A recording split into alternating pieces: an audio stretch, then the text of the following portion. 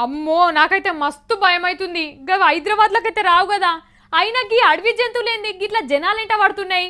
అసలు వీటికి అడవిలో ఏం దొరుకుతలేదా ఏంది? లేకుంటే టైం పాస్ కాక ఊర్లలోకి వస్తున్నాయా? గుడ్డెలుగులు, పులులు, పాములు ఒక్కటి కాకుంటే ఒకటి మనుషుల మీద పడుతూనే ఉన్నాయి. ఇగో నిజామాబాద్ కాడ మళ్ళేదో వచ్చిందట, గదేందో చూద్దాం నడురి. చీకట్ల పిల్లిని చూస్తేనే భయపడతారు జనం, ఇక పులిని చూస్తే బతుకుతారా? అదురికే జీవిడుస్తారు. ఇగో అదే పరిస్థితి ఉన్నది ఇప్పుడు నిజామాబాద్ జిల్లా బిక్కునూరు మండలం పొందూరు తూరోళ్ళది. ఏడికెళ్ళొచ్చిందో ఏం పాడైందో తెలియదు కానీ చీకటి కాగానే ఊరు చుట్టుముట్టు తిరుగుతున్నదట చిరుత పులి. వారం 10 రోజుల బట్టి ఆ ఊరు పంట తిరుగుతుంటే కొంతమంది చూసిండ్రట. ఇక పొద్దు గూట్ల పడితే చాలు జనం ఇళ్లకెళ్ళి బయటికి వెళ్తలేరట. పొద్దుగాలనైనా బాయిల దిక్కుపోదామని పోతే పులి నడిచిన అడుగులు కనిపిస్తున్నాయట. ఎద్దు వ్యవసాయం అంతా బంద్ పెట్టి ఊర్లోనే ఉంటున్నారట జనం. అంతేనా పోషయ్య?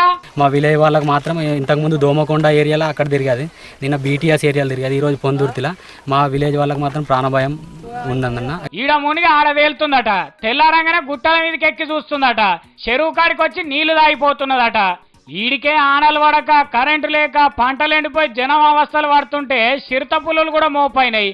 ఎవరు దొరికితే మింగుదామా అన్నట్టు తిరుగుతున్నాయట.